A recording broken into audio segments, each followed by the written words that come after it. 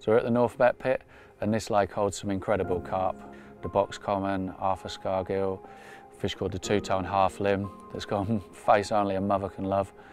But there's two real standout fish, a fish called moonscale, which is in the high 40s, and a fish called Baby Basil. And it's the fish that I dearly wanted to catch. That's the reason I joined a few years ago. And luckily enough, this autumn, I got my chance. So I joined the pit about 3 or 4 years ago, and shortly after I joined the ticket, some pictures of a dead fish went round. The fish was out for visibly a large fish. He had that little tiny tail, because there's a few other fish that look like that in here. There's a fish called Little Elves, and a lot of people that know the fish said that it was Baz. So I packed up, I left thinking it myself that my main target was dead. I was like, nah, that's it, I'm done. I started to get text messages come up one morning, and they was like, Baz is alive, Baz is alive, Baz is alive. Like 7 messages in the morning, like, check out this guy's Instagram. And a guy called Tony had caught her out of a swim up near the out of bounds. But where she hadn't been caught, she just looked absolutely immaculate. So yeah, so that threw a spanner in my works. It did, a spanner in the works. I can't get rid of it out of my head, like that it's still there and I have a chance to go and get it. Literally packed up that afternoon, and then the following Sunday I was back on the Met. Yeah. The pit was just looking incredible, but I walked into the bench swim, which is one of the first swims you come to as you cross the railway bridge, and stood there and I started to see like rings appear on the bars and things like that. And at first I thought there was like bream, or I don't think there's any bream in here, to be fair, or not a lot, but maybe tench. There's a lot of tench. And I started to look like more closer as the dusk was going on, and you just start to see the tops of the shoulders. Then as night like crept in, you'd see their heads were coming out, and they was everywhere, all over the swim. And then I got a message on Saturday morning, like, Baz has been caught. Like literally just up there in one of the swims up there, guy Billy caught her. And you know when you go from like, you get that buzz, you know, it's coming, like you feel like you're building up, you're catching consistently, you're getting old ones, and you feel you're on fish, you're on the bulk of the fish.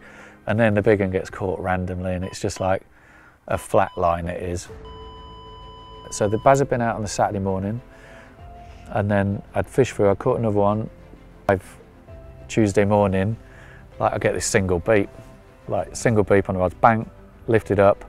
I'm fishing mono at quite a bit of rain, so I don't tend to get screamers anyway, I just get the rods tightener. Single beat, I walked out and it's just pulled up tight and just hovering like that.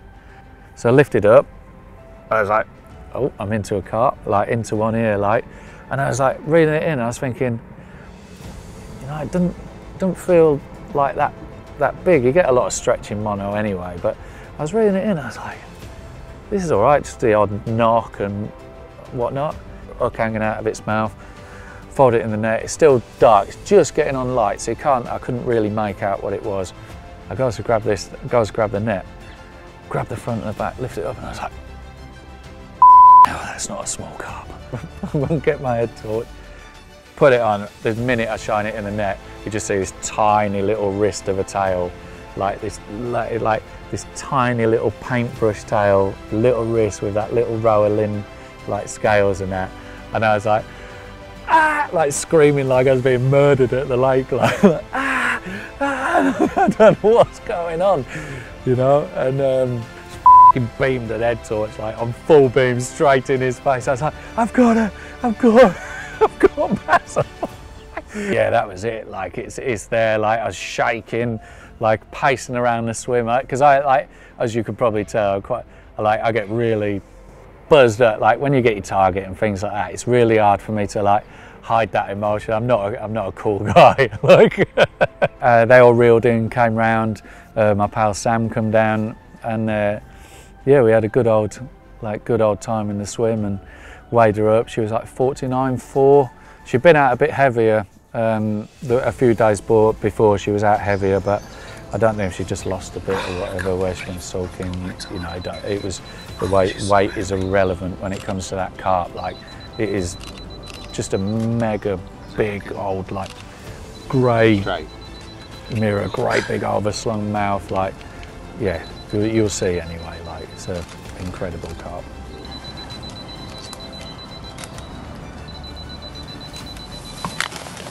do, mate.